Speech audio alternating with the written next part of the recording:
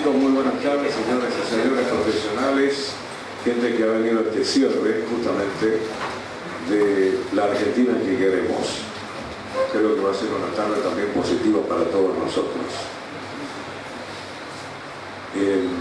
Vamos a entonar el himno nacional argentino para dar comienzo formalmente a este cierre del ciclo 2013.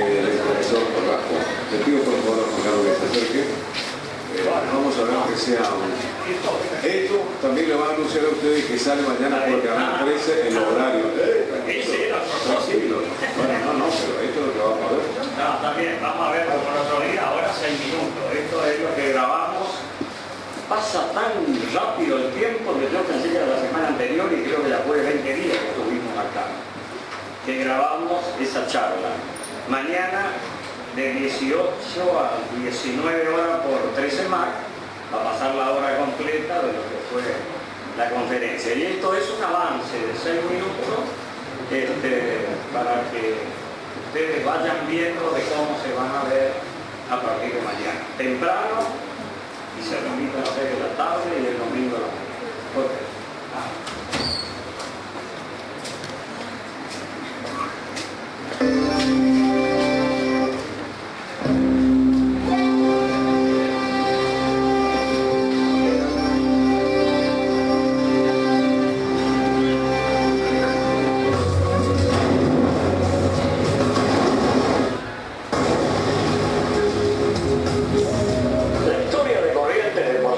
Es apasionante, como que también es apasionante quienes la protagonizaron.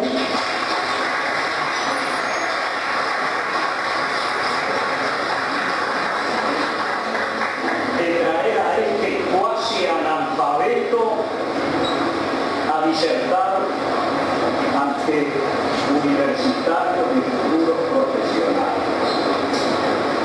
Yo lo hago con el respeto,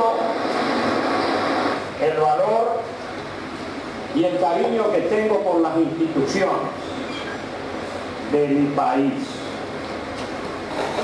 Instituciones que me hicieron sentir muy triste desde hace por lo menos 45 años, 40 que tengo uso de razón, porque no las veía plasmadas en la realidad de acuerdo a los códigos elementales que nos recitaban nuestros profesores de educación democrática.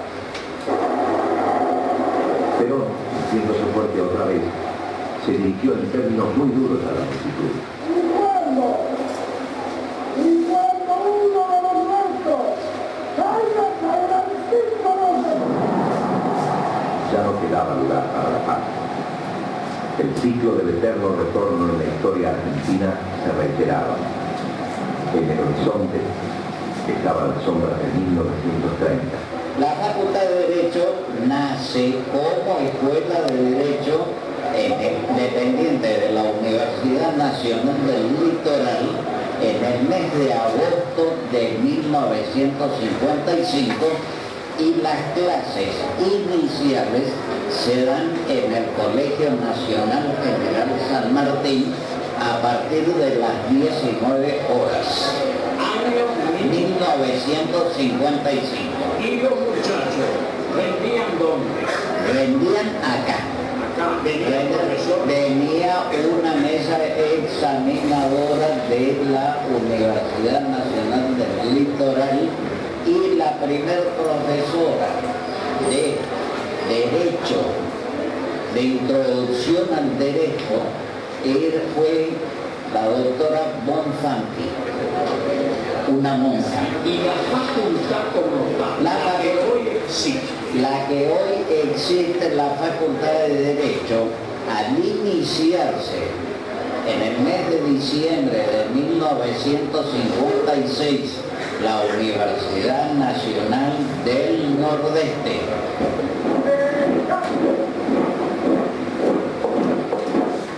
Los que habían depuesto a Perón no pudieron evitar pelearse entre sí.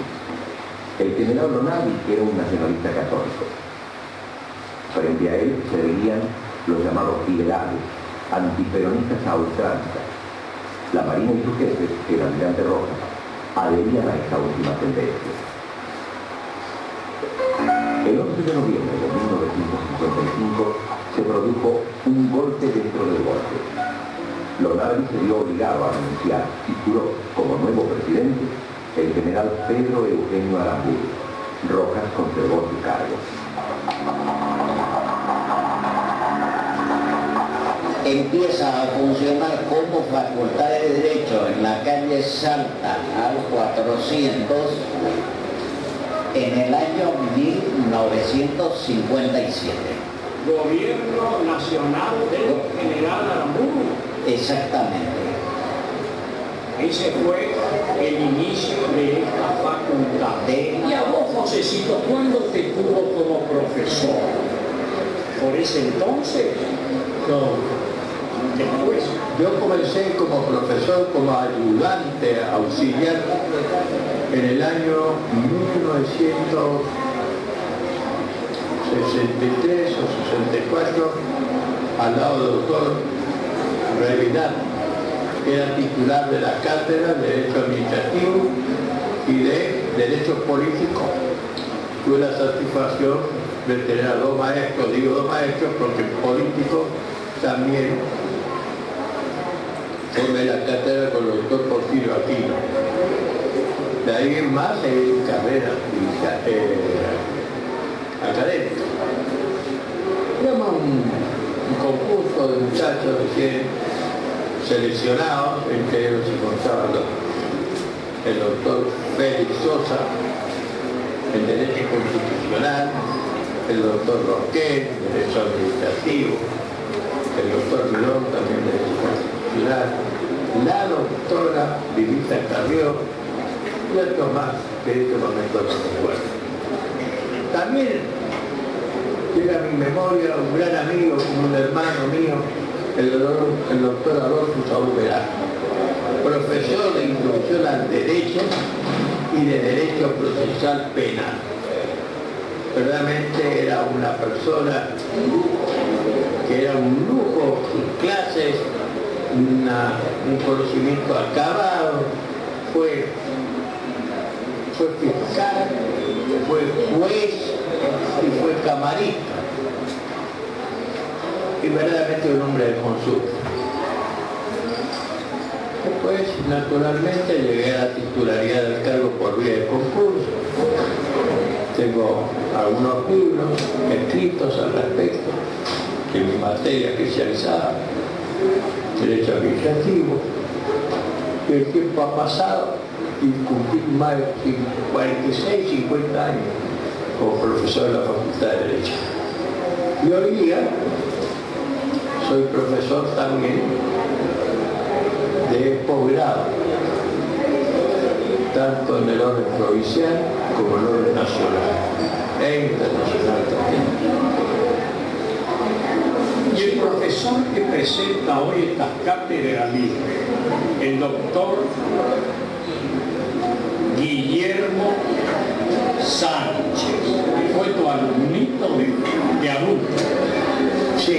Este seminario de carácter siempre interdisciplinario y que lo hacemos en los últimos tiempos, que digo los últimos tiempos aquí en el Salón Auditorio de la Facultad de Derecho de la Universidad Nacional de Madrid.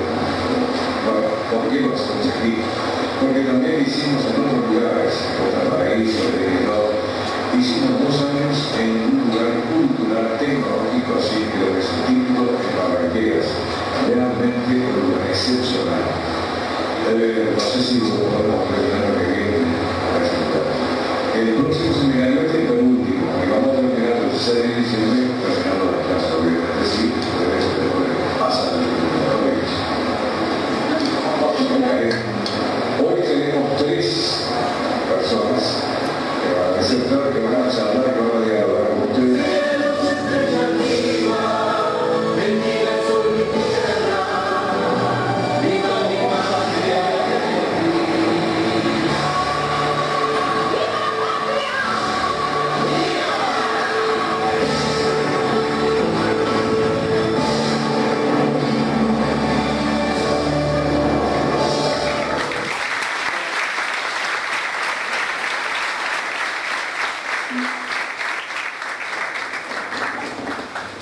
Hola a todos, muy buenas tardes. Ahora vamos a hacer la presentación de los 4 disertantes que se van a encargar de hablar de lo que sería la Argentina actual en el país, haciendo a modo de reflexión un debate político. Los voy a ir presentando y a medida que yo los vaya presentando van a ir pasando y se van a ir acomodando en sus lugares. Doctor Osiris Handus, profesor titular de Derecho de los Recursos Naturales y Ambientales, secretario académico de la Universidad Constituyente en la reforma de la Constitución Provincial del año 2007 por la democracia cristiana, subsecretario de Planeamiento de la provincia de Corrientes, autor de diversos libros, profesor de posgrado de universidades del país y el extranjero. Doctor Noel Breaga, senador en la provincia de Corrientes. Posgrado que realizó en el año 1998 sobre proceso de integración regional en la Facultad de Ciencias Económicas del Chaco. Especialización en Derecho Administrativo de 2 años. Abogado y distintos cursos sobre interpretación constitucional. Fue diputado provincial en los años 1985 y 1989. Fue diputado nacional en los años 1989 y 1993 y los periodos del año 2001 y 2005. Juan Carlos Raffo nació en Curuzú, Cuatiá, el 12 de junio de 1946 y cursó sus estudios primarios en la Escuela de Belgrano y secundario en el Colegio Nacional. Ejerció el periodismo en su juventud como secretario de redacción del Bisemanario Cultura. De muy joven militó en las filas del Partido Liberal y en representación de la juventud ocupó la Secretaría Parlamentaria del bloque en la Cámara de Diputados de la Nación en el año 1973. A partir del 24 de marzo de 1976 volvió a la actividad privada y fue funcionario en la Sociedad Rural Argentina, 1976. Verificador de ventas de manufacturas de tabaco particulares en Buenos Aires, 1977. Gerente de Relaciones Públicas de la Corporación del Mercado Central de Buenos Aires. Fue subsecretario de Información Pública de Corrientes, ad honorem en el año 1991. Actualmente desarrolla una intensa actividad relacionada con la historia de Corrientes, con su clásico Un día como hoy, en radios y diarios. Y sumó a la televisión provincial el programa Historias de Corrientes, en Max 13 de Corrientes, Chivarel y Rediviógrafo, y los capítulos históricos de Curuzú del Ayer, emitidos en la televisión de Curuzú Cuatiá, Camino al Bicentenario. Esta dedicación cultural la mantiene vigente desde hace más de 20 años.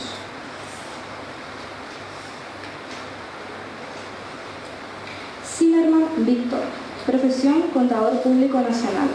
Actividad pública, 2 veces intendente de Fontana, Chaco, presidente del Foro de Intendentes del Chaco, subsecretario de Planeamiento y Control de Gestión de la provincia del Chaco, secretario de la Planificación, viceministro de Economía de la provincia del Chaco, secretario, ministro de Desarrollo Social de la provincia del Chaco, diputado nacional, vicepresidente de la Comisión de Finanzas, secretario de la Comisión de Economía, integrante de la Comisión de Hacienda y Presupuesto, presidente de la Comisión de Ciencia y Técnica del Congreso Nacional, asesor del presidente y del Colegio de Autoridades de la Autoridad General de la Nación, presidente del Comité Provincial de la Unión Cívica Radical Chaco, productor agropecuario, asesor contable de empresas varias, profesor de Contabilidad Pública en la Universidad Nacional del Nordeste, profesor de escuelas secundarias.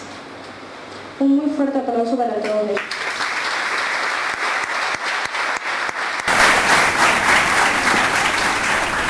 Que por eso venía acá va a estar más cómodo. No, porque por ahí me muevo. No te había problema, sí. Bueno. Puede iniciar el que desee. Esto es fuera de cámara. Esto es un grabador, entonces me elimina los corbateros y todo lo demás. No, está bien, capta todo esto. No hay problema, ellos que hablen con el micrófono para el auditorium. Es decir. Bueno, alumnos, gracias doctor Guillermo Sánchez. Es la segunda vez en muy poco tiempo que estoy frente a un calificado auditorium de los muchos que afortunadamente encuentro en la provincia, porque la mayoría son colegios primarios, secundarios, institutos, y es muy lindo tener ese examen permanente, ¿no? Y apelo a esto acá improvisadamente porque dice: ser viejo es glorioso si uno no ha desaprendido lo que significa empezar, afirmaba Babel. apelando al espíritu crítico de la juventud y al de los jóvenes que fuimos. Pues como me enseñaba un profesor de instrucción cívica en los años 70, a mí Donalo Sánchez Ávalo, los jóvenes no pueden ser nunca oficialistas. Se refería a ejercer un pensamiento reflexivo, libre, crítico y sobre todo de buena fe acerca de los medios y los fines y del valor de las certidumbres, como cuando todavía creíamos en la búsqueda del bien y la verdad y la ley moral de nuestro corazón estaba intacta. Y ese es el propósito que me guía en este pretender difundir los valores y la historia de mi Argentina y en particular de Corrientes. Porque como dijera Jorge Luis Borges en su visita ya por la década del 80 a Corrientes, comprender la historia argentina significa leer primero la historia de Corrientes.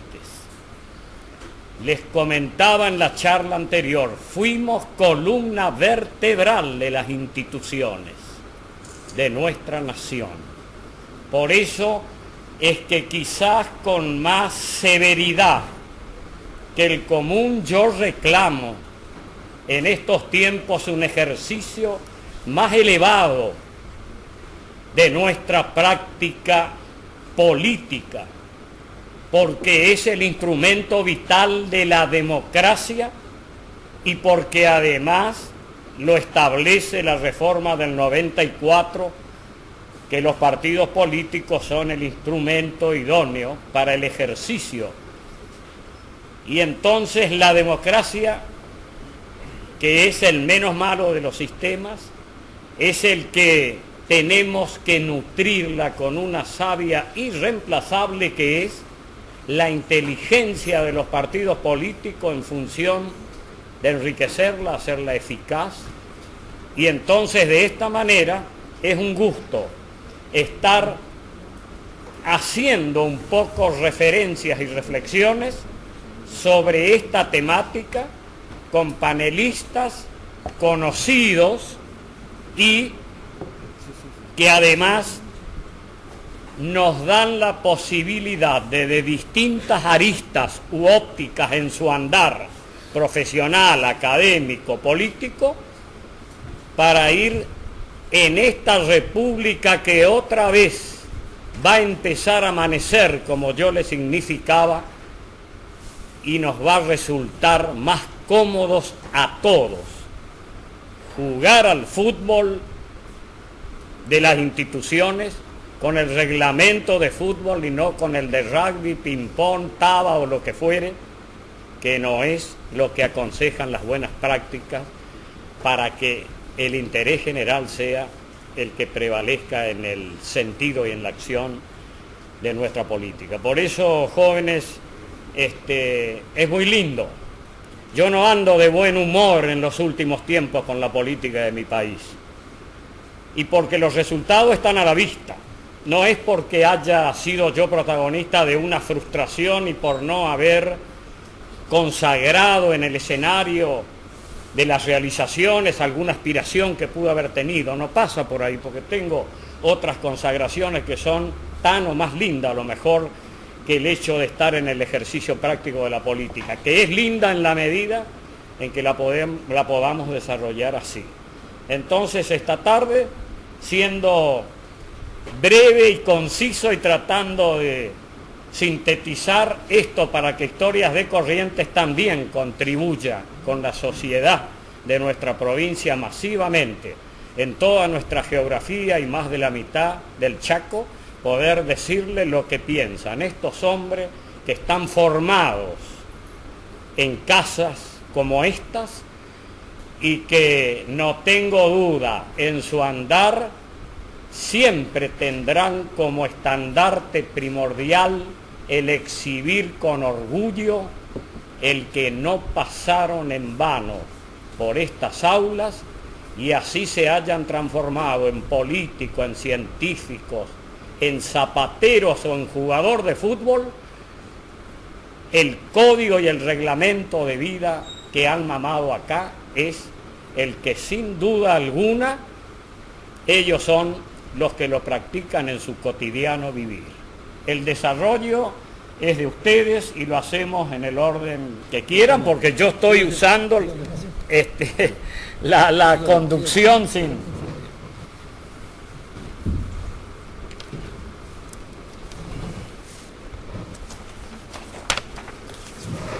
Bueno, muchas gracias.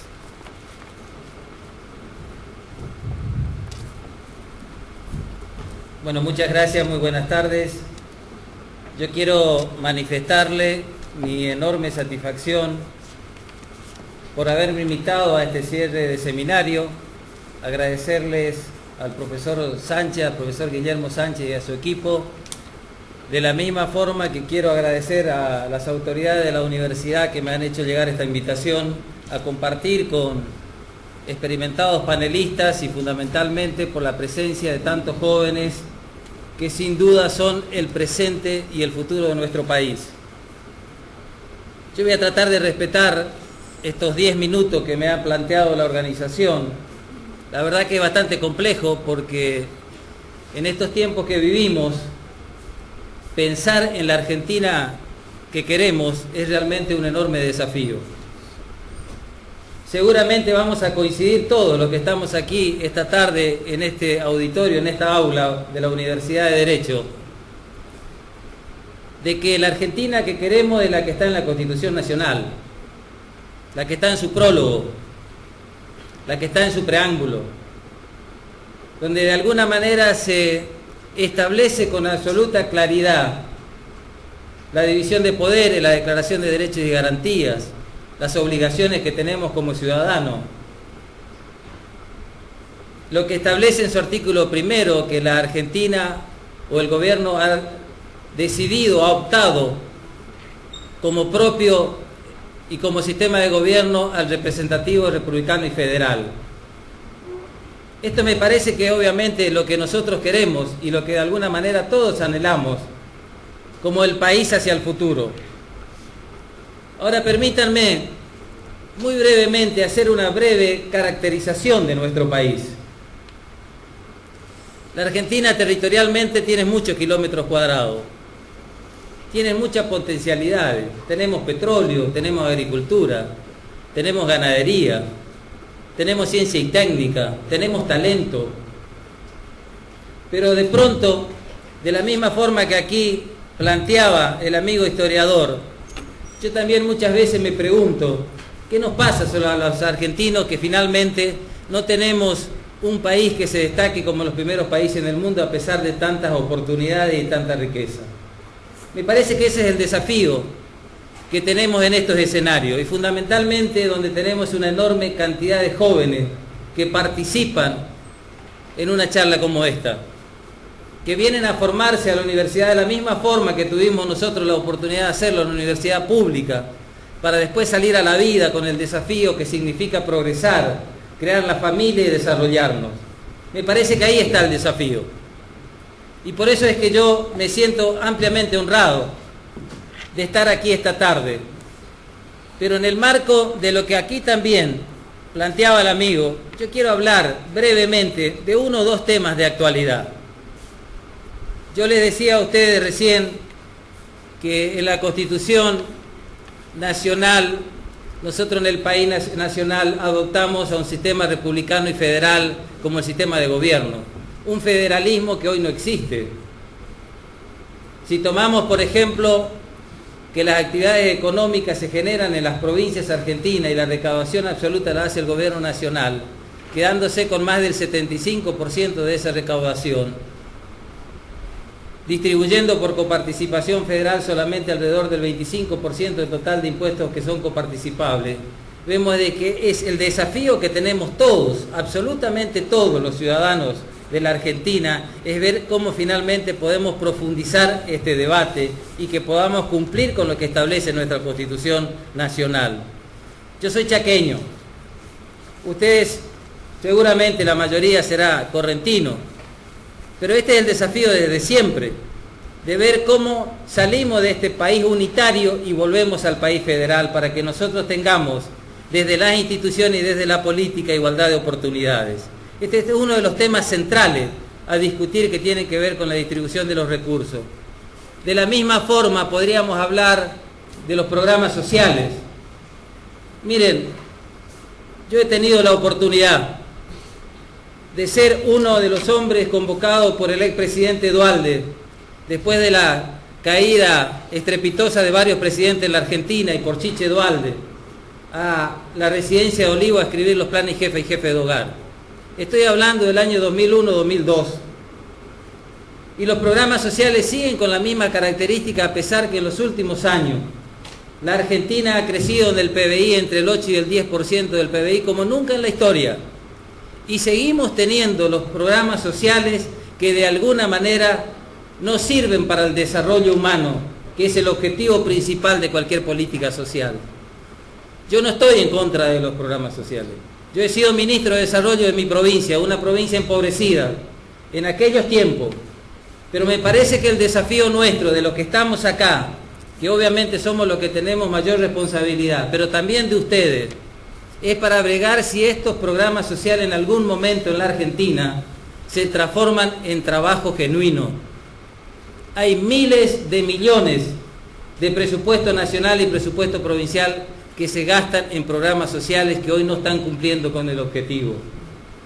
Con el objetivo de darle a la gente una herramienta, una posibilidad para que tengan dignidad, para que tengan libertad, para que puedan capacitarse, para que puedan estudiar, en definitiva, para que puedan hacer lo que hicimos cada uno de nosotros, que tengamos el sueño y la utopía de poder progresar.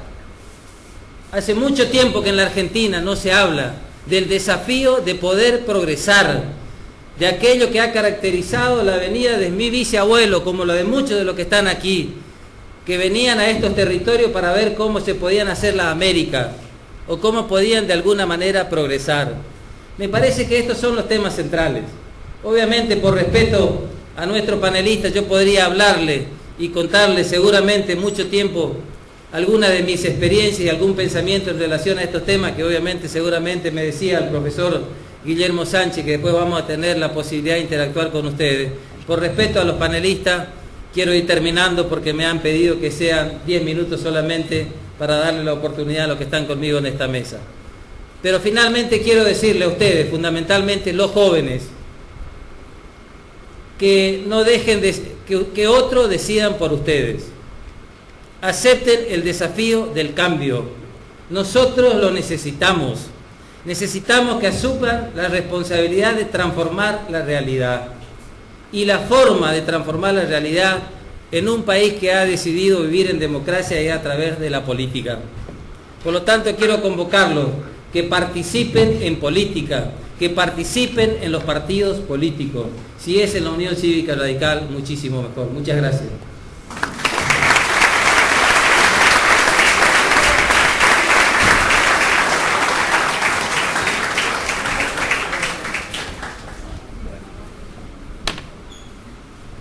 Qué bueno que es tener la posibilidad de un grupo selecto de alumnos puedan escuchar y agradecer al profesor Guillermo Sánchez, que no es la primera vez que me invitan distintos temas. Hace pocos días tuve la oportunidad de hablar en la Cátedra de Derechos Humanos que se inauguró acá, los 30 años de la democracia argentina y el rol del doctor Alfonsín. Hoy me parece que cada uno va a tener una visión porque el argumento, la condición humana permite pegar saltos. Y yo 3 minutos voy a ocupar para dar ejemplos, porque yo lo que quiero dejar es una caja de herramientas para que pensemos cómo armamos un país, cómo se arma un país. No somos originales. Todos los días, hace mucho tiempo, la gente se pregunta cómo se arma un país. Y yo quiero darles algunos ejemplos, rápidamente, anécdotas. La Rusia zarista, son euroasiáticos, tenían que definir si querían tener una cultura oriental, una cultura occidental, si querían ser proeuropeos. Y los zares deciden mandar estudiantes universitarios a Francia, a Inglaterra, a que traigan la cultura occidental para traspolar a un pueblo que no pensaba eso. ¿Qué pasó? Eso se llama, en ciencias políticas, inteligencia doble Z. Ese concepto usa Jauretche en su libro, porque algunos creen que es un concepto inglés y es un concepto ruso. que quiere decir traer la cultura de otros para adaptar a un pueblo e imponerle la cultura. Se fracasa. Quiere decir que cada uno tiene su proceso histórico. Esto es el mensaje que quiero ir dejándole cuando empecemos a analizar.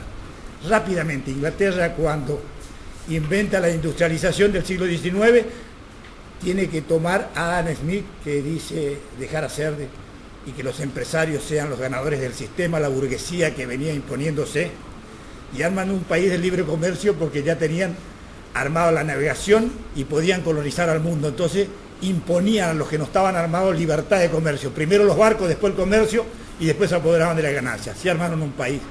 Los alemanes, que tenían muy atrasado el sistema, que no podían conformar un país todavía, porque fueron los últimos con los italianos que arman recién el país, dicen: no, nosotros libertad de comercio, liberalismo, nos refundimos, nos armamos este país. Nosotros necesitamos ver cómo algún teórico da una respuesta, y escribe von List, Sistema Económico Nacional, que dice: se arma con Estado, con iniciativa privada, con ciencia, coordinando, pero no podemos regalar nuestro mercado porque si no Inglaterra viene con los barcos y lo lleva todo. Es decir, cada uno no compra un modelo armado de afuera, sino va construyendo su propia realidad de acuerdo a las posibilidades.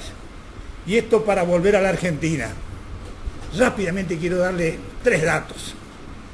La Argentina cada 30 años entró en default. El primer default fue en 1890, cuando nace el radicalismo, cuando cae Juárez Selman. Crisis de balanza de pagos. Vayan anotando.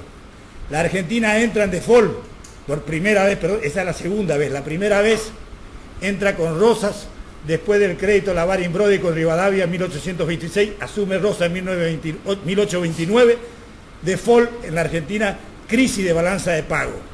Y cada default en la Argentina fue crisis de balanza de pago. ¿Qué quiere decir? Nos quedábamos sin dólares. Vayan pensando qué pasa ahora. ¿Por qué tenemos miedo de quedarnos sin dólares? Cada vez que nos quedamos sin dólar, default, crisis del sistema político en la Argentina. Cada 30 años, default en la Argentina. Y cada 10 años, crisis en la Argentina, reiteradamente. Esto es lo que nos toca vivir. Y hemos probado todos los modelos. Podemos decir rápidamente de la década del 70 a hoy: Martínez II, un neoliberalismo absurdo, reaccionario, donde regalamos las transferencias, las decisiones al sistema internacional, donde regalamos el trabajo argentino, donde llevamos a un nivel de endeudamiento espectacular, un neoliberalismo que fracasó en la Argentina. Otro neoliberalismo en la democracia fue Menem, un proceso de privatización en la Argentina de una velocidad absurda, a costos extraordinarios, con hiperrentabilidad para las empresas extranjeras. Compraban bonos a 15 pesos que estaban en Nueva York y le reconocían a 100 pesos como estaba el valor nominal, y venían los argentinos en su gobierno y le reconocíamos 100 pesos cuando ponían 15. Así se apoderaron de nuestras empresas, los modelos neoliberales. Pero también tenemos que decir que los modelos intervencionistas absurdos en la Argentina fracasaron y se fueron retroalimentando, neoliberalismo, intervencionismo. Entonces, lo que tenemos que hacer es ver cómo hacemos un ensayo por error y empezar a aprender cómo construimos y dejamos de lado lo que nos equivocamos. Pero hay una cosa peligrosa en la Argentina de hoy, y que los poderes hegemónicos están vendiendo hace algún tiempo, porque yo quiero contarles rápidamente que las verdades, cómo se construyen. Todo poder necesita construir verdad, no se sostiene sin verdades. No quiere decir que tengan la verdad, quiere decir que tienen que construir verdades, porque no se sostiene un poder con ejército, se sostiene con consenso. Entonces es necesario que el pueblo también le dé una parte de consenso y una parte de garrote, digo así, en el términos de poder. Y entonces nos damos cuenta nosotros realmente que hay verdades particulares que el poder hegemónico trata de vender como universales, y lo grave es que mucha gente compra como verdad propia, y esto es lo que se llama dependencia cultural. Y es lo que vemos entonces qué nos ocurre con las transferencias de poder. ¿Qué nos viene pasando ahora rápidamente? El modelo exitoso de Kirchner de la primera etapa, para llamarla así, era el modelo de un dólar requete alto, 3-1, si queremos llamar, 3.80. Era superávit fiscal, es decir, producíamos más pesos que los gastos que teníamos, nos quedaba excedente. Y teníamos una exportación espectacular que nos permitía conseguir los dólares vía el comercio, comprar esos dólares con los pesos que nos daba el sistema superavitario de las cuentas públicas, y un dólar alto que permitía una alta producción en la Argentina. Con el tiempo se produce lo que inexorablemente nos viene pasando. Devaluación competitiva, que es artificial, en el tiempo se va agotando. La tasa de interés, las inflaciones, hacen que eso se vaya cayendo. Por eso es que hoy ya no tenemos un dólar alto. Y por eso es que hoy ya no tenemos superávit fiscal. Y es por eso que hoy prácticamente el comercio está equilibrado. Entonces entramos en un círculo que no es virtuoso y empezamos a tener los problemas que tenemos los argentinos. Vemos Córdoba, la policía de huelga, la gente que sale a la calle, y así sucesivamente empezamos a ver conflictos sociales cada 10 años en la Argentina. Es decir, lo que no podemos hacer los argentinos es renunciar a la batalla de ideas, porque el neoliberalismo, el poder mundial, lo que nos dice todos los días es que la ideología está muerta, el fin de la historia, lo que Fukuyama llamó el fin de la historia. Entonces no nos dejan pensar, entonces creen que lo que nos ocurre son procesos normales, hechos naturales que tenemos que aceptar, y ellos con la globalización tienen que ganar. En definitiva, el mensaje que le quiero dejar, el campo de batalla está vivo, no nos dejemos conversar con verdades universales que son nada más que intereses sectoriales, hegemónicos disfrazados de universales, para construir una Argentina, como dijo él, democrática, con división de poderes, pero fundamentalmente entender, muchachos, tenemos un problema en la Argentina. Creemos que con soja, con ganadería, con agricultura podemos ser 40 millones de argentinos con un buen salario. Eso no existe. Por eso es que en la Argentina tenemos crisis, porque la soja puede estar alta, pero después tenemos problemas económicos. La ganadería puede estar alta y tenemos problemas económicos, porque ningún país del mundo explica que su economía el 50% sea producto de origen agropecuario. En los países serios, la parte agrícola representa solo el 5% de un PBI, y si no miremos Francia, y si no miremos cualquier país, necesitamos industrialización, necesitamos postindustrialismo, porque es la única forma que 40 millones de argentinos podamos tener salario. Este es el desafío, la ciencia y tecnología y el campo de ideas fundamentalmente para no comprar verdades absolutas. Gracias.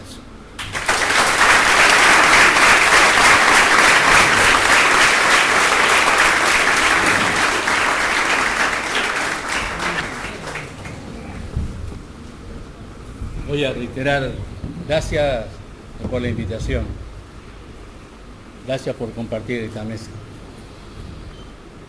En un análisis de costo-beneficio, vamos a empezar cuáles son los costos de esta política. La única profesión que no requiere título habilitante para su ejercicio es la política. Y sin embargo, es la que decide todos los rubros de nuestra vida, desde la economía, la salud, el bienestar social. No se requiere ningún tipo de estudio. No hay políticos, muy pocos se especializan para ser políticos. Y entonces, partimos de ¿qué? De que el político requiere al asesor. El asesor le dice, ojo, no digas nada. No diga que vas a hacer alto o bajo, o gordo o flaco, porque perdés votos. Tu definición tiene que ser lo más híbrida, y los discursos no existen. Y el que está primero en la encuesta no da debate, porque no quiere perder votos. La política es hacer la generalidad y no convencer a nadie. ¿Y cuál es el mayor grado de irresponsabilidad de los políticos? El tema que nos convoca. El país que queremos. Si a cualquier político le pedimos que nos defina qué país desea, nos va a dar 50.000 críticas a los que están, a los otros, pero no va a decir nada de lo que él quiere. No va a decir, vamos a hacer una política intervencionista, vamos a sacar los planes sociales, vamos para poner tal cosa, vamos a sacar los subsidios, porque después vamos a ver qué hacemos. No, sacamos todo aquello que puede ser corrosivo, pero definiciones jamás. Y entonces el desafío es la prospectiva. ¿Qué país queremos? Analizar el desarrollo planificado es lo que nadie quiere. ¿Hace cuánto tiempo que la Constitución, las leyes exigen un ordenamiento de qué queremos? dónde va a estar las industrias, dónde va a estar la agricultura, dónde va a estar la energía, dónde va a estar los puertos, etcétera, y nadie hace, porque eso significa que si yo pongo el puerto acá, pierdo los votos de allá, y entonces no planifico nada. El político es el personaje más irresoluto en cuanto a sus ideas de qué quiere hacer. En cambio, es lo más violento en contra de lo que hacen los demás. Se criticó acá recién el 25%, que es mucho más porque hay otro tipo de subsidios que se dan. Pero yo tiro la piedra, no hago lo mismo. En Corrientes se da menos del 20% a las municipalidades. Menos del 20%. Y entonces, yo reclamo allá que me atiendan mejor, pero a los de acá yo no la atiendo como digo que debe ser. Entonces, hay que ser sincero. Y ser sincero significa perder votos. Y entonces, ¿cuál es la inteligencia? La inteligencia está en que nosotros, los votantes, tenemos que reclamar que se definan qué es lo que quieren. Y en ese sentido, yo les debo decir que los jóvenes no pueden ser conservadores. Los jóvenes tienen que querer el cambio. Y el cambio es la revolución. La revolución por la evolución. Cambiemos para mejorar. En mi ideología, la democracia cristiana, queremos perfeccionarnos al Creador. El Creador es imposible porque es perfecto, pero siempre es el desafío a tener un mundo mejor. Yo creo que transformar simplemente la palabra democracia en una cosa más, que sea democracia participativa, en la cual tengamos que consultar, tengamos que debatir y que cada uno de nosotros sepa qué hace el que está arriba, significará el gran cambio. Democracia participativa como solución de las ideas que necesitamos. Nada más.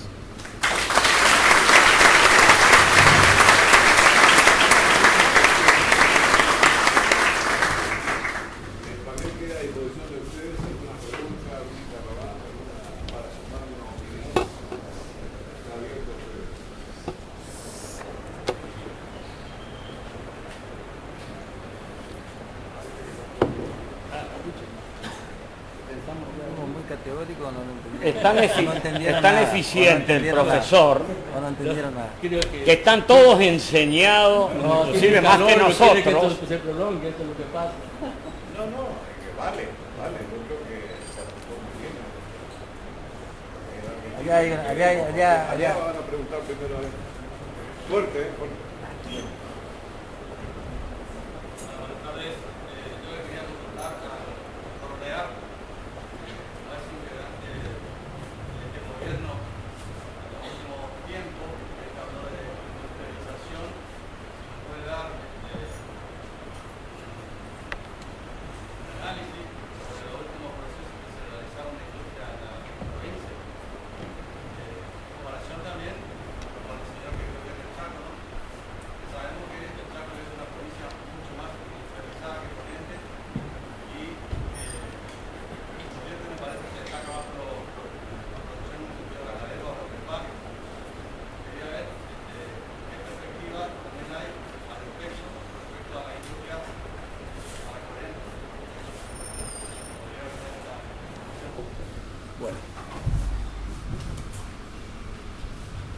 En primer lugar, rápidamente, la provincia del Chaco, esto no es defensa, sino rápidamente, la provincia del Chaco recibe un 20% más de coparticipación de la provincia de Corrientes.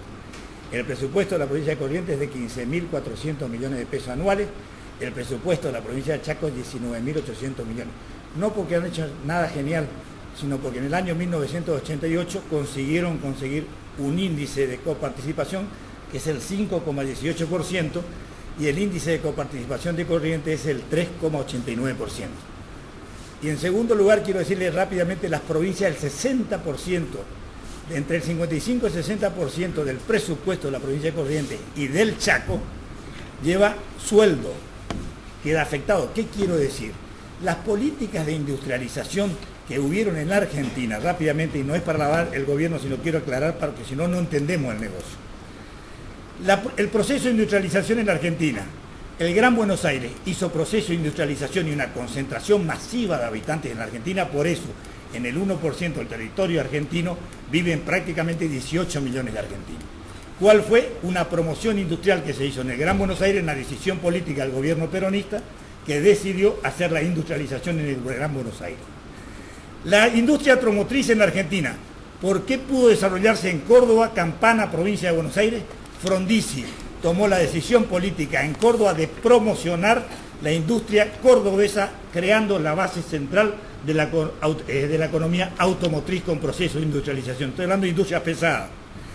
La industria, después del paralelo 38 para abajo, llamemos Tierra del Fuego, que hicieron procesos de industrialización liviana, de ensambles.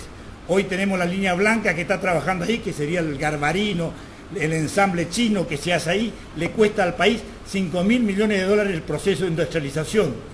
Las promociones industriales que se hicieron en La Rioja, San Juan, San Luis, que Mendoza se queja, que dice que son las industrias con rueditas, le costó el impacto fiscal al país 40.000 millones de dólares. No hago juicio de valor si es bueno o malo. La pregunta es al revés. ¿Qué promoción industrial tuvo la provincia de Corrientes? Porque ni siquiera Yacyretá se nos escapó de la mano porque manejan los misioneros, maneja Encarnación del lado paraguayo, no maneja Yolas, va directamente a Seiza la energía y no logramos que hagamos un proceso de industrialización energética, ni siquiera nos paguen las regalías del 6% que nos corresponde a nosotros y el 6% a los misioneros para hacer un plan de promoción industrial vía energía. Esto es en el gran debate que estamos dando en la Argentina, que decimos ahora que está Capitanís, que hubo una derrota del kirchnerismo, por primera vez vamos a poder hablar del federalismo en la Argentina. Porque yo quiero contarles, muchachos, si la Argentina fuera una canoa, se da vuelta. 5 provincias en el país representan el 80% de la población, el 80% del PBI y el 90% de las exportaciones. 19 provincias en el país, en las cuales está Chaco, Corrientes, la Patagonia, La Pampa y todas las provincias que ustedes escuchan, menos Mendoza, Capital Federal, Provincia de Buenos Aires, Santa Fe y Córdoba, explican el 19% de lo que produce la Argentina y el 19% de bienes y servicios y habitantes. Esto es un país armado, esto es un país federal. Le podemos preguntar a un gobierno qué nivel de industrialización pesada, y no estoy escapando. El proceso de industrialización que hicimos en estos años fue dar valor agregado a la producción primaria, que no alcanza, pero no hay excedente. Hemos trabajado de la siguiente forma: hubo una política tenaza que discutimos en estas 3 elecciones. Nos doblaron la manguera a nivel nacional. Como dice Zimmerman, que fue compañero de bancada mía, radical también, el 75% de los ingresos recibe la nación, que no tiene hospitales, no tiene escuelas, paga deuda externa, ejército y relaciones internacionales, y se lleva el 75% de los fondos, y las provincias, y en esto voy a corregirle a mi amigo, las provincias manejan todos los servicios públicos.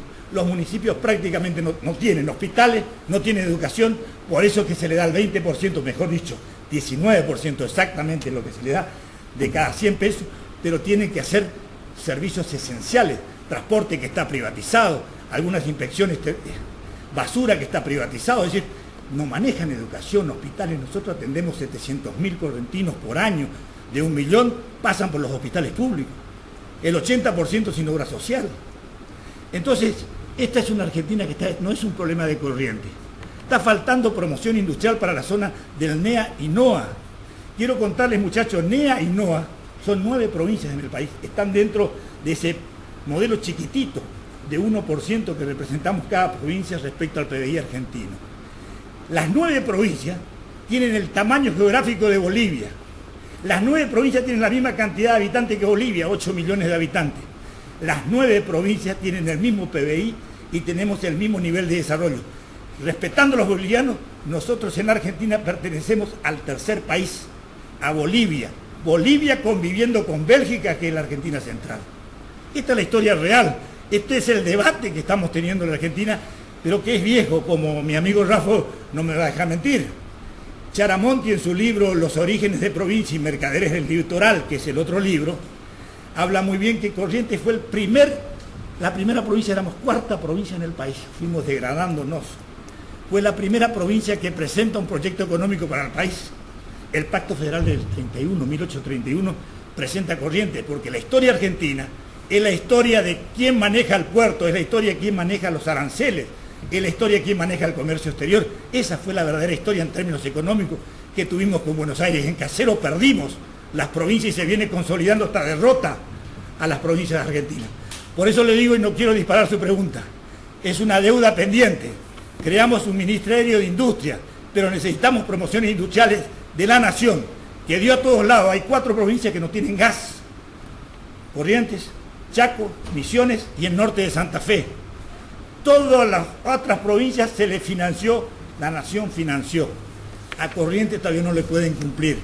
Realizamos recién el primer caño que vamos a licitar y va a pagar la provincia para que Paso de los Libres sea la provincia, el departamento que primero tenga gas, después Curuzú, Mercedes. Es una lucha muy despareja que venimos teniendo, y terminando la idea es, nos doblan la manguera a nivel nacional discriminando a Corrientes los fondos que nos deben, regalías por 1.500 millones de pesos en Salto Grande y en Yacyretá.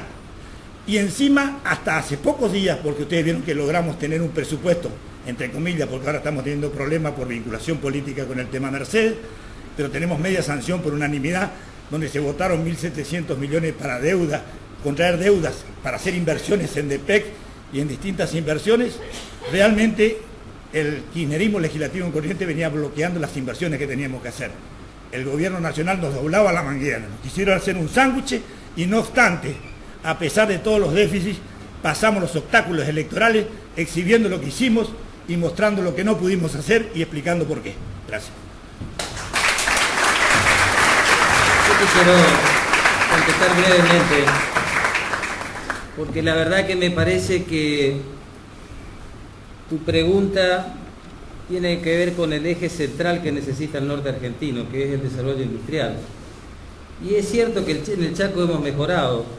Nosotros en gestión de gobierno, en las gestiones anteriores empezamos con los parques industriales y hoy se han radicado una serie de industrias que obviamente la vemos con beneplácito, porque eso es sinónimo de empleo genuino y a través de eso, digamos, darle un trabajo digno y calificado a la gente. En eso estamos absolutamente de acuerdo. Pero reforzando alguna cosa que explicó tan claramente Noel Brear, yo quiero contarle algunas cosas que las políticas de Estados son políticas de mediano y largo plazo. Por eso es muy importante que nosotros demos el debate y la discusión permanente y que de alguna manera peleemos contra la centralización de Buenos Aires y del esquema que él describió, que de alguna manera es captar los recursos de la Argentina para nutrir al gobierno federal, que el gobierno federal es inexistente. La actividad económica se genera en las provincias argentinas. El gobierno federal lo único que hace es recaudar los impuestos y distribuirlo a través de la coparticipación federal. Pero te quiero dar un dato.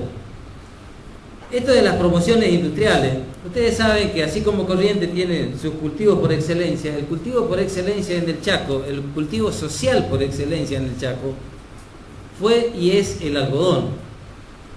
Pero las promociones industriales, para darle algún grado de industrialización a la cadena del algodón, hasta el año pasado estaban en San Juan, en Mendoza, en San Luis, como lo explicaba Noel Brear. Entonces, estas son las cosas que tenemos que cambiar en la Argentina. Porque nosotros en el año 99, en el Chaco sembrábamos 750.000 hectáreas de algodón. ¿Saben cuánto sembramos ahora? 150.000.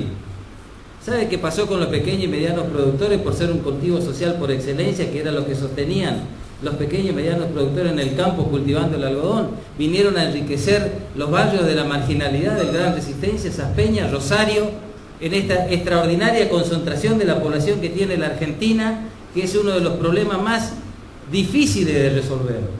Porque lo primero que tenemos que hacer en la Argentina, en un país federal, es frenar la urbanización creciente que tenemos, que es la gente deja los campos para irse a las grandes ciudades con la esperanza de estar mejor. Pero después no lo consiguen y forman parte de las villas, porque obviamente es donde se pueden radicar y después se usurpan los terrenos públicos y después se usurpan los privados, y después tenemos problemas de cloaca y después tenemos problemas de salud y problemas de urbanización. Así que me parece que esto que estás planteando es un tema central para el norte argentino, no solamente para nuestra provincia, y nosotros lo miramos con muchísima expectativa. Queremos discutir un fenómeno y una posibilidad de industrialización para el norte argentino, como también queremos discutir una reformulación del sistema financiero. El sistema financiero en la Argentina funciona como una aspiradora. captan los depósitos de los que están bancarizados, que son absolutamente todos los que de alguna manera tienen un sueldo o una retribución del Estado. Captan los depósitos, los llevan a Buenos Aires, financian los electrodomésticos y lo vienen y lo venden en cuota acá. Y el ANSES, pero el tema que tiene que ver con los bienes de consumo, en la política esta de aumentar el consumo, y vemos que la mayoría de los empleados públicos, los asalariados, hoy tienen comprometido entre el 40 y el 50% de sus recibos de sueldo. Hasta que no se cambie este esquema del sistema financiero de funcionar como una aspiradora, nunca se va a dejar de empobrecer a los habitantes del norte argentino. Ustedes me dirán, ¿cuál es la política? Hay que cambiar las normas del Banco Central. Si bien tenemos que reconocerla, que en parte en una cuota se ha modificado, pero es claramente insuficiente. Hoy es mucho más fácil para cualquier asalariado ir a un banco y pedir un crédito que llevar un proyecto productivo para hacer una actividad cualquiera sea y que te den y que vos puedas ser sujeto pasivo de préstamo de un banco para poder financiar algún emprendimiento genuino que cualquiera de nosotros queramos hacer. Así que estas son las cosas que tenemos que discutir. Así que, estimado amigo, la verdad, yo creo que sí, que nosotros obviamente hemos mejorado y esperemos mejorar mucho más, porque con lo que tenemos no alcanza. Y termino diciéndole, de los 20.000 millones de presupuesto provincial que tiene el Chaco, 19.870 y pico, 20.000 millones, que lo ha dicho Noel Brear, ¿saben cuánto es el presupuesto del Ministerio de Industria de la provincia del Chaco? El 1,21. Pero por supuesto que lo celebramos porque hace un tiempo atrás no teníamos el Ministerio de Industria, hoy lo tenemos. Creo que las cosas se van haciendo de a poco. Este es el desafío para que de alguna manera entre todos podamos mejorar y obviamente a ver si podemos finalmente desde el gobierno nacional, que es el que tiene la gran caja, que es el que tiene la decisión de modificar las políticas tributarias, el que tiene la posibilidad de modificar las políticas fiscales, podemos finalmente con el tiempo y con ustedes, a lo mejor nosotros ya no lo vamos a ver, pero ojalá en el futuro podamos tener un desarrollo industrial en el norte argentino, que es lo que necesitamos. Bueno, yo termino con esto, jóvenes, recogiendo un poco las semblanzas que hacen los panelistas. Les digo que siempre recuerdo, lo dijo Pericles 350 años antes de Cristo, la riqueza de una nación no está en sus minerales, en la fertilidad de su tierra, en sus ríos, sino en su clase gobernante. El mal de nuestra Argentina, por más que los números no nos cierren y hagamos ecuaciones comparativas, es político-institucional. Cuando en la Argentina funcionó la República, no hubieron crisis. Y también no arrancamos como país con las líneas de subte andando, con la General Paz casi construida, y les hablo de 1910.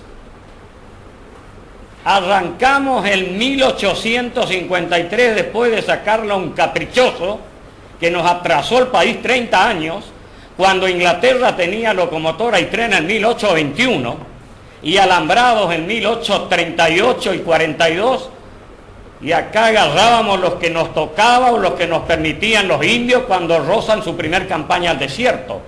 Era una chacra Buenos Aires en 1863 cuando comienza a organizarse la nación. No era todo rosa, todo lindo, no teníamos celulares, no teníamos Facebook, nada.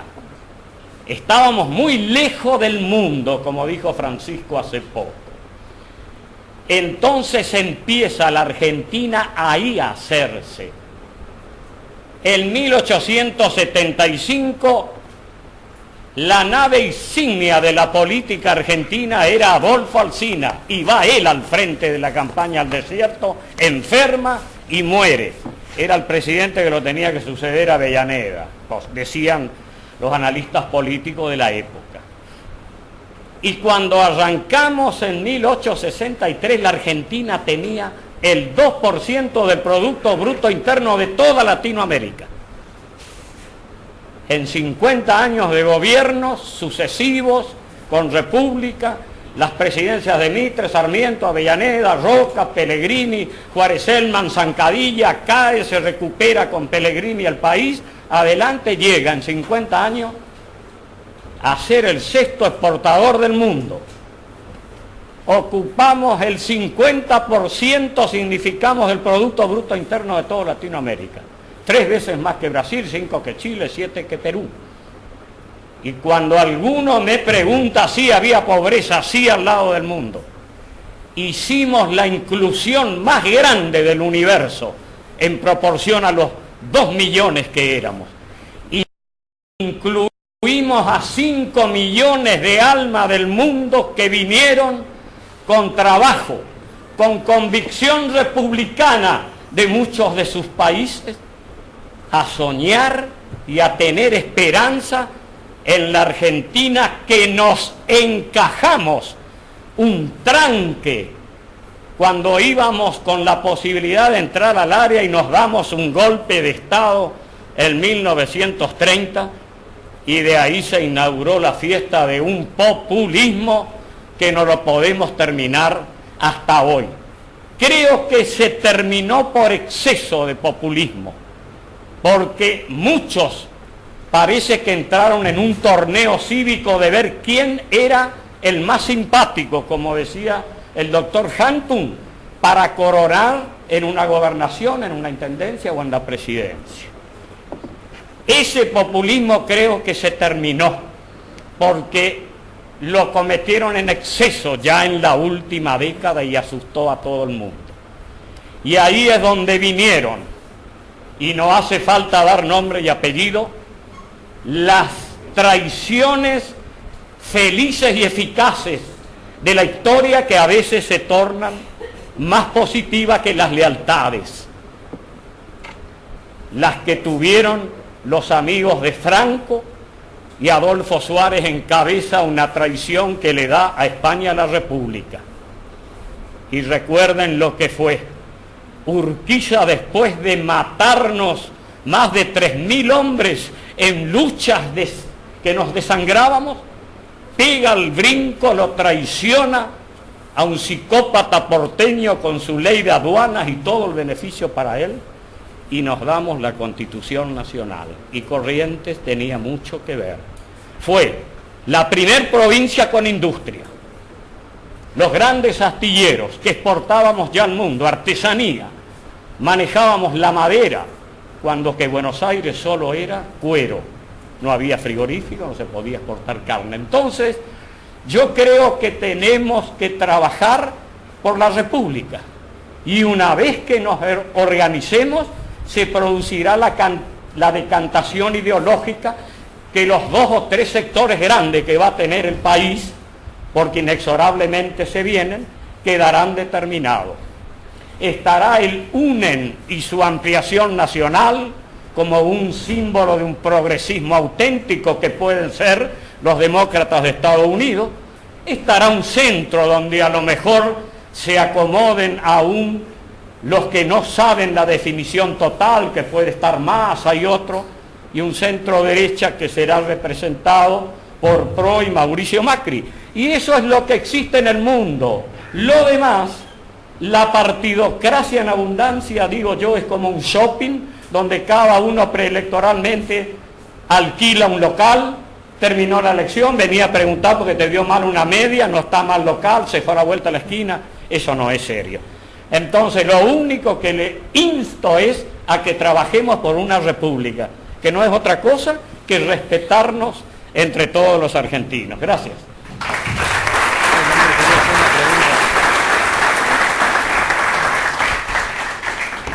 Yo quería preguntar, frente al diagnóstico económico y político que ustedes hacían, ¿qué papel está jugando la oposición? Y por otro lado, ¿qué papel juegan los senadores y diputados nacionales de Corrientes, del Chaco, de Formosa, de Misiones, a lo largo de los años que persistimos en esta posición, ¿no es cierto?, de ser las 4 peores provincias de la Argentina en todos los índices, y no progresamos en ese sentido? Esa es mi consulta.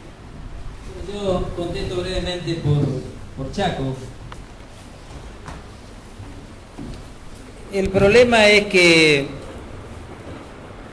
por ejemplo, por lo menos mi vivencia y mi experiencia del Congreso Nacional, es que nosotros somos, en el caso de los senadores, son los representantes de las provincias, y el caso de los diputados son los representantes de los ciudadanos de cada uno de los territorios.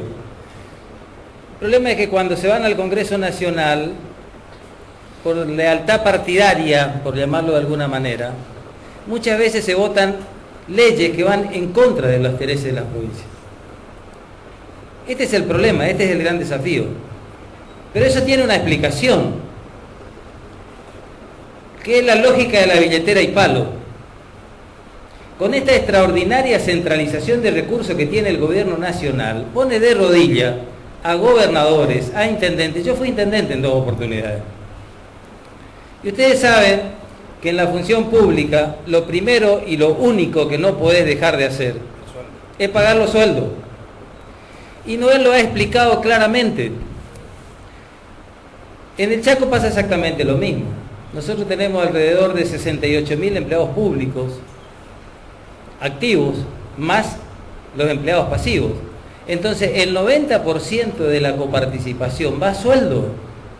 Entonces un gobernador tiene que maniobrar muy bien, porque el costo político de su subsistencia, de seguir o no en la provincia, depende de los fondos que le manda el gobierno nacional. Y el Chaco tiene el pulmotor puesto desde hace muchísimo tiempo y hoy se agrandó. El nivel de dependencia económica y fiscal que tiene nuestra provincia se ha agrandado. Entonces esto también tiene, como dicen mis amigos los abogados, la mitad de la biblioteca está para un lado y la otra está para el otro. La gente del oficialismo de mi provincia, Capitanich y sus ministros, dice, sí, pero nosotros necesitamos recursos, por lo tanto necesitamos que nos manden. Y el nivel de dependencia se acrecenta. Entonces lo que nosotros necesitamos es luchar y ver cómo podemos obtener un cambio de este federalismo invertido. No puede ser, si la actividad económica se genera en la provincia, ¿por qué se queda la nación con el 75% de los impuestos coparticipables? Pero se queda con la retención, que es un derecho aduanero, que lo toman después como un impuesto, la retención de la soja en su conjunto, después lo redistribuyen vía el fondo sojero, se quedan con un sinnúmero de impuestos no coparticipables, como por ejemplo el impuesto al cheque, son miles y miles de millones, y además en el presupuesto nacional siempre se vota un presupuesto reducido en monto. Entonces el jefe de gabinete, vía una actuación administrativa, distribuye los excedentes en la Argentina de acuerdo al criterio político. ¿Y cuál es el criterio político? Cuando necesita una ley del oficialismo, el presidente de la legislatura notifica al secretario general Parrilli, el general Parrilli levanta el teléfono, llama a los gobernadores y le dice, necesito que nos acompañen esta ley. Esta es la discusión de fondo y esta es la verdad. Entonces lo que me parece que estas son las cosas que tenemos que corregir. Por eso es que yo insisto tanto y discrepo en lo que dice el amigo. Yo creo que hay que fortalecer los partidos políticos. Yo creo que hay que llenar de gente como la que está acá y la que no está acá en los partidos políticos. Porque los políticos, nosotros somos uno de ustedes, no somos una raza especial, ni venimos de Júpiter ni de Marte. Los que toman decisiones por ustedes son los que acceden a los cargos públicos. Entonces lo que nosotros necesitamos es más cerebro, más pensamiento, más pluralidad, más debate, más discusión, y que la representación sea en su conjunto de mucha gente que no quiere participar en los partidos políticos porque le va bien en la profesión, porque es un gran médico, porque es un gran abogado, porque es un gran científico. A mí me parece que el proceso es al revés, y yo soy un gran esperanzador, tengo una gran esperanza. Porque así como decía aquí Noel, y como decía el amigo, y como decía Guillermo, estamos próximos el 10 de diciembre a festejar 30 años de democracia. 30 años de democracia. Creo que tenemos una democracia incipiente y tenemos mucho para aprender. Entonces yo me quedo con la esperanza y con los sueños que a partir de lo que sigan participando más ciudadanos en los partidos políticos, van a poder representar mejor que nosotros esta actividad noble que tiene que ver con la política, que es una forma de transformar la realidad. La política tiene que servir para transformar la realidad, para que el que no tenga trabajo la tenga, y para el que no tiene vivienda lo tenga, para el que no tiene la posibilidad de educación lo tenga, y para el que no tenga asistencia a la salud lo pueda tener. Esta es la discusión de la política. Después seguramente nosotros los políticos no podamos estar a la altura de las circunstancias. Si juntamos a todos los políticos y le decimos cuál es el objetivo final de su actividad, a lo mejor nos llama una sorpresa. La sorpresa va a estar en que todos van a decir lo mismo: lograr el bien común. Y creo que sí, eso vamos a estar todos de acuerdo. El tema está, ¿cuál es el camino a recorrer para llegar al bien común? Y ese camino, sin duda, es la política. Y dentro de la política, los partidos políticos por nuestra Constitución.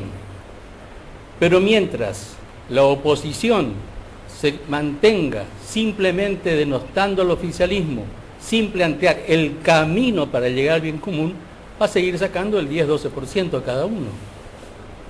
Y creo que esa es la ventaja del oficialismo. En los últimos procesos electorales, a raíz del problema de campo, la oposición tuvo mayoría. Y lo que dijo él, fue la oposición la que no le dio presupuesto. Entonces le dejó las manos libres. Pero no fue el oficialismo el que pidió, al contrario. Inclusive dijeron que llegó a usar el plástico para poder comprar y tener presupuesto. Y la oposición no le dio presupuesto. Entonces, el principal faltante que tiene esta política es la falta de una oposición que sepa a dónde ir.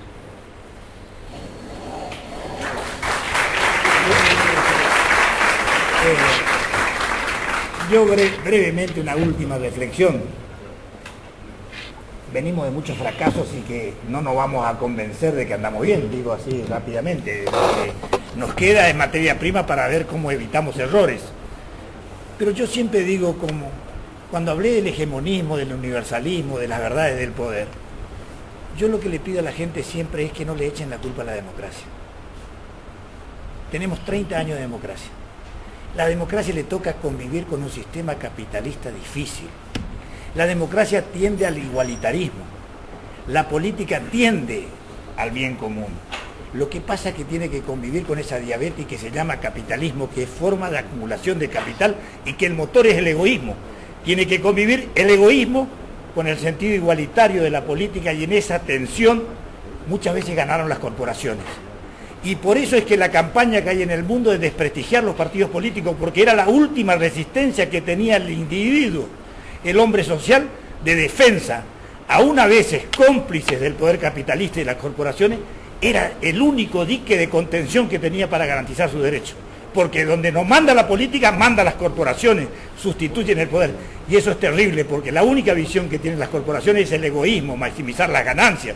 Por eso, muchachos, cambio. Por eso, muchachos, utopía. Pero una cosa que aprendimos en la historia argentina, en la historia del mundo: la utopía, cada vez que se juntó con la violencia, terminó en tragedia. Por eso, utopía. Gracias.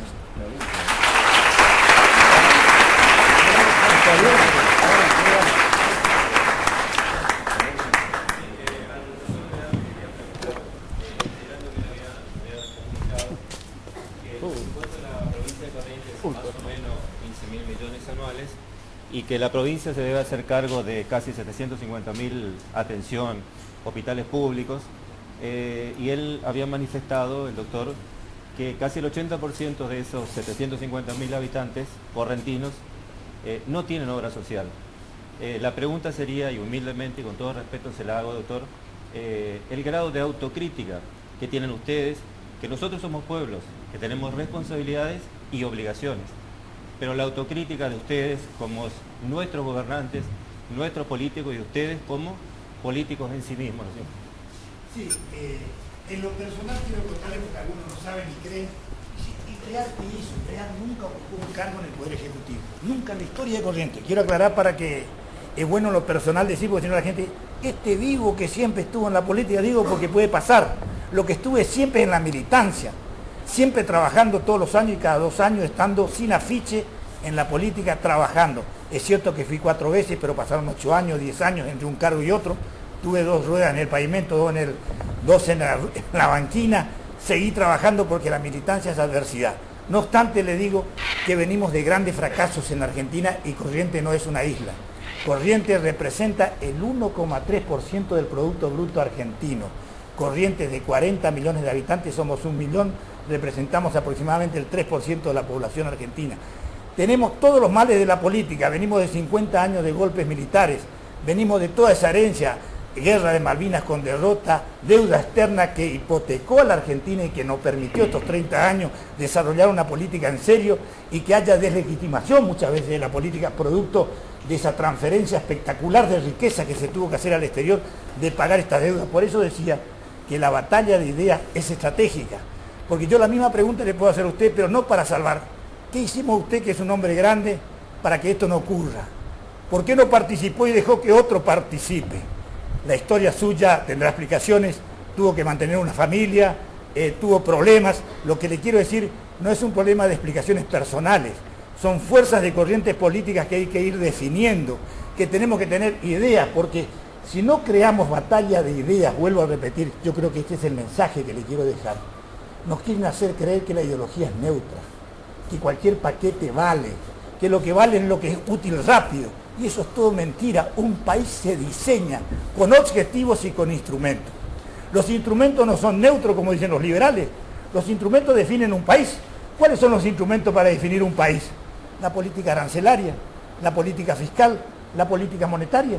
Si usted pone una política monetaria diferencial para bancos concentrados, para grandes capitales, armará un país concentrado en la riqueza y el pequeño productor estará castigado. Si usted pone aranceles altos para la producción primaria, estará castigando a las economías regionales y estará beneficiando a las automotrices que nos cuestan $8.000 por auto en la balanza de pago, y así sucesivamente. Este es el problema que tiene la Argentina. Porque yo quiero terminar diciendo que lo último que se está hablando en democracia hoy es, usted puede tener voluntad, usted puede tener decisión, usted puede ser honesto, probado y fracasar en la democracia. Porque está faltando una cuarta parte estratégica, que es lo que dicen todos, el conocimiento, el prepararse. Si no hay preparación, usted puede ser honesto, decidido y con voluntad y fracasa igual. Por eso es importante que sigamos estudiando. Gracias. Vamos a hacer una pregunta.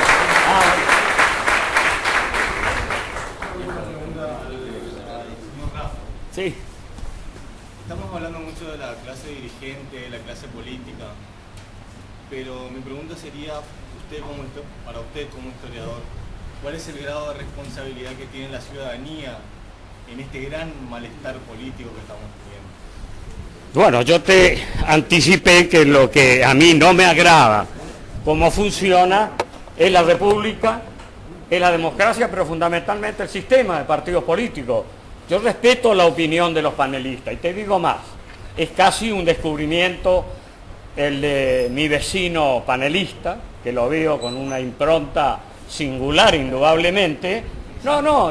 Te digo, porque yo los conozco, mira, te confieso, como dice, yo del año 73 tenía 22, 23 años y vi todo desde una segunda o tercera butaca.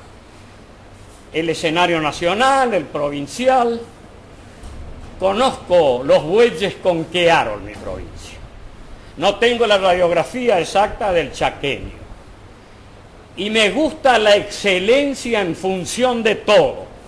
Desde el más poriajú, que se crea el mejor constructor del rancho de la villa donde vive. En el deporte, en la ciencia, en el arte.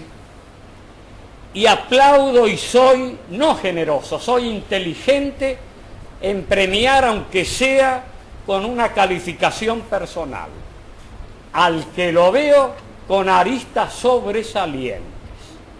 Se da el caso en este panel, que es la primera vez que lo voy a decir públicamente. El doctor Noel Breal, no tengo duda, es uno de los muy pocos políticos correntinos que yo pueda decir tiene una ilustración muy superior a la media de lo que ustedes ven en los afiches, en las boletas, y consagrándose atrevidamente en bancas, cuando no en ministerios, en intendencias y en otros lugares donde le quedan muy grandes los sillones. No quiere decir con esto que ya lo estoy promocionando para el 2017, porque a lo mejor no reúne las características todas de la personalidad, que a mí me gustaría como un político, pero en ese caso yo no puedo negar de que han habido y muy pocos, y hoy no sé si el 90% de los parlamentarios no están desafinando, porque no saben lo que es afinar. Entonces, en ese sentido, es la política y los partidos políticos los que tienen la culpa. Yo siempre contribuí con una opinión. El 30% de militantes Aiteva, un 30% de hombres notables intelectualmente de la sociedad y otro 30% de buena gente que te aproxima al sentido común. Entonces a mí me duele cuando tengo que escuchar opiniones de legisladores en mi provincia que no hubiesen aprobado ni una cátedra donde este analfabeto podía estar dictando clase. Te digo que sin la luz alta no vamos a llegar a ningún lado. Algunos creen que alcanza con la baja para zafar el próximo bache o lo que fue. El político es aquel de gran envergadura que ve mucho más allá de donde vemos el común de los ciudadanos. Entonces, por eso a veces le pego, para que una cantidad de vagos y caraduras dejen de anotarse o que los partidos le clausuren con un vallado su ingreso, porque también eso es corrupción, mata a la gente, hacemos proyectos ineficaces y lo que es peor, nos frenamos como progreso en el país y particularmente en nuestra provincia. Y otra cosa, que nos dejemos de creer que todos somos o Kennedy, Mandela o Francisco. No seamos fanfarrones que rozamos con el petitero antiguo de la esquina. Seamos más humildes, porque los resultados están a la vista. Bajemos los decibeles, acordemos un sistema, aunque sea entre los correntinos, y tenemos una posibilidad de gente trabajadora, porque lo es, y con una posibilidad de territorio que da para salir de esta línea de vivir por 2 pesos. No digo llegar a los 9 de los países del primer mundo, al menos con 5 o 6 seremos más felices. Y a esos políticos, a esos dirigentes sindicales, empresariales u otros que consiguen cosas, les recuerdo la frase de un duro senador republicano que le dijo a Reagan en una oportunidad: cambiemos la economía. ¿De qué le sirve a un americano un zapato de charol si es para pisar el barro? Así que, jóvenes, yo los aliento, y es cierto, métanse en los partidos políticos, aunque se tapen la nariz al principio. Después se van a encontrar con la esperanza linda de ser protagonista de una Argentina que yo no tengo duda. Soy más optimista que el chaqueño. Creo que en 10 años la Argentina va a empezar a volar con la gran producción agropecuaria, con la industria de sus derivados y con las otras industrias que van a venir por sí solos. El tema del hombre de resistencia es difícil competir, porque dijo el famoso físico Hum: a más corriente, más resistencia. Gracias.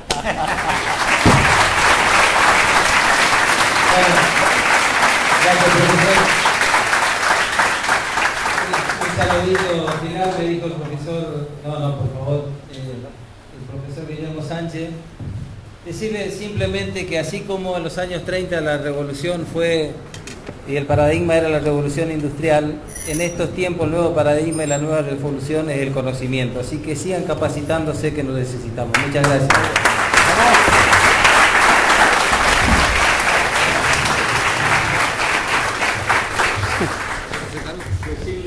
Voy a hacer una colecta de unos 10.000 euros que tengo que pagar cameraman hoy. Una gorrita. Gracias, doctor. Ah, yo me bajo por cuestión operativa porque va a venir el doctor y lo quiero grabar también. Simplemente hay diversos caminos para la participación.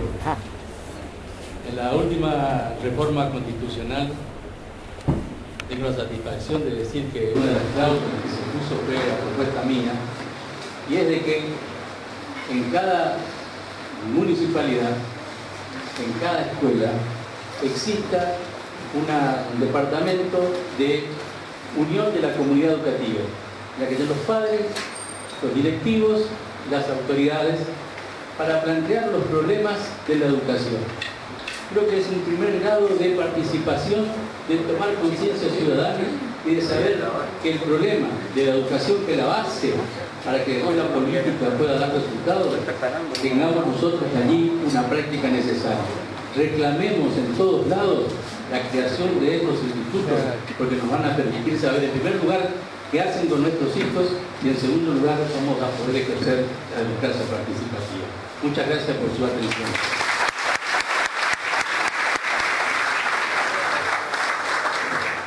Vamos a hacer la entrega de certificados por parte de las alumnas del doctor. Al historiador Juan Carlos Raffo. Bueno, que me firmen bien porque la otra vez no pude firmar.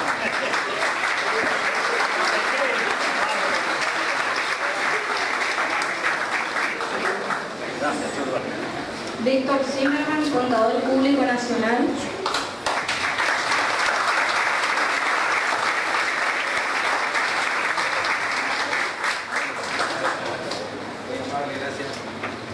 Osiris Campus, abogado.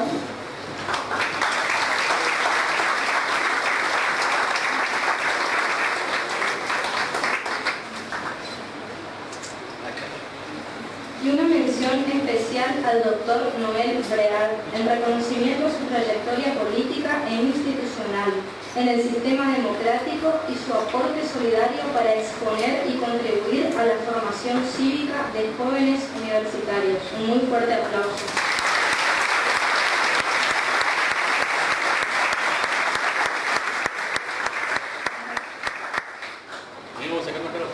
Vamos, sí, cómo no,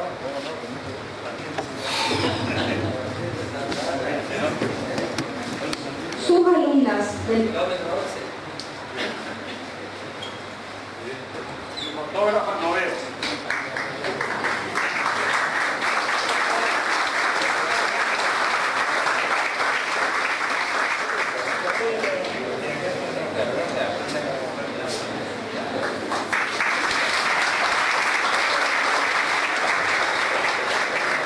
Chicos, pido silencio un ratito, quiero leer algo en nombre de una de las compañeras de ustedes.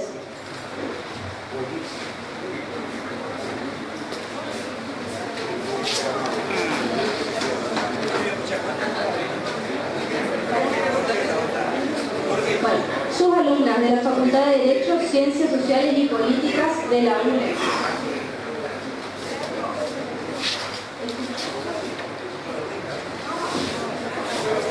Pero escúchame.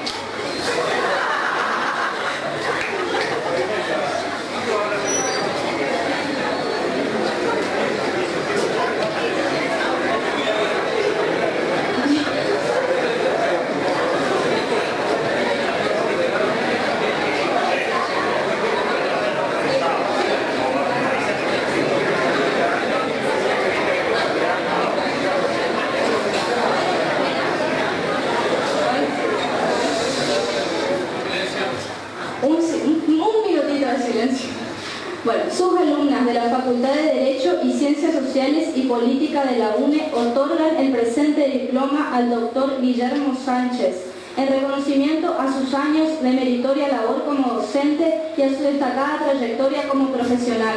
Gracias por compartir sus experiencias con nosotros. Deja grandes huellas que siempre se recordarán.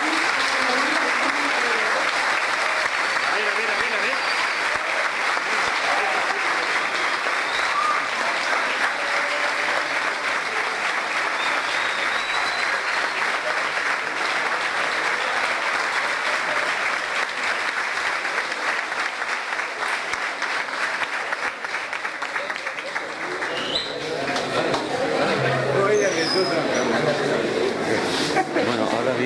doctor? No, ahora hacemos un break. Ah, un break. Bien, bien.